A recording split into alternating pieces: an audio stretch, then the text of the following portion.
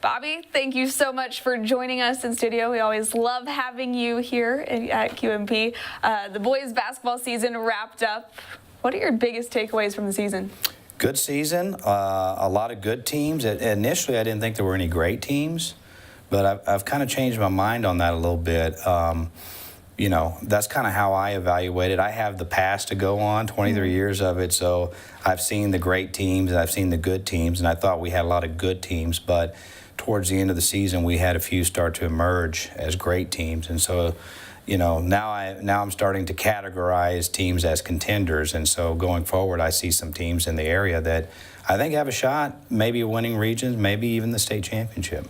Maybe one of those good teams being Wagner, dropped down to 5A. How do you think district really prepared them for playoffs? Well, you know, I think their non-district, believe it or not, prepared them better because they played in some really heavy-hitting tournaments. They really dominated their district in basketball this year, so I don't know how much challenge, although, you know, a team like Harlandale that went to the regional tournament last year was in that district, but there's a lot of players on that team that have great playoff experience. There's a lot of talent on the team, and that's one that really you keep an eye on in 5A is Wagner, for sure. I think they're the favorites in the region, and they might even be good enough to win state. I want to look up in 6A as well. Brennan, kind of a slow start, but they won their last 11 straight to get the district title.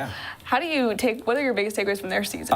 They went 15-1 in district, in a very tough district. And they had a transfer that came in out from Houston, and since he's been on the team, they haven't lost.